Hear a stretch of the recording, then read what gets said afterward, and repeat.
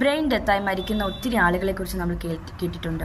അവരുടെ അവയവങ്ങൾ മറ്റുള്ളവർക്കായി ദാനം ചെയ്യാറുമുണ്ട്. അതിനെക്കുറിച്ച് നമ്മൾ കേട്ടിട്ടുണ്ട്.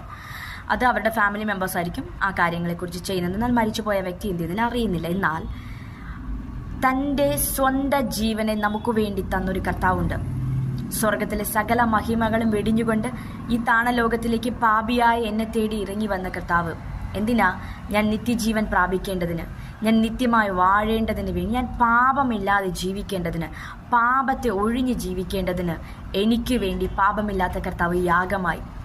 റോമർക്കെഴുതിയ ലേഖനം 8-ാം അധ്യായം 5-ാമത്തെ വചനത്തിനകത്ത് ഇങ്ങനെ പറയുന്നു, ക്രിസ്തുവോ നാം പാപികളായിരിക്കുമ്പോൾ തന്നെ നമുക്ക് വേണ്ടി മരിക്കയാൽ ദൈവം തനിക്ക് നമ്മോടുള്ള സ്നേഹത്തെ എന്ത് ചെയ്യുന്നുണ്ട്? പ്രദർശിപ്പിക്കുന്നുണ്ട്. നാം ജീവിക്കേണ്ടതിന് നമുക്ക് വേണ്ടി മരിച്ച് അടക്കപ്പെട്ട് ഉയർത്തെഴുന്നേറ്റൊരു കർത്താവുണ്ട്.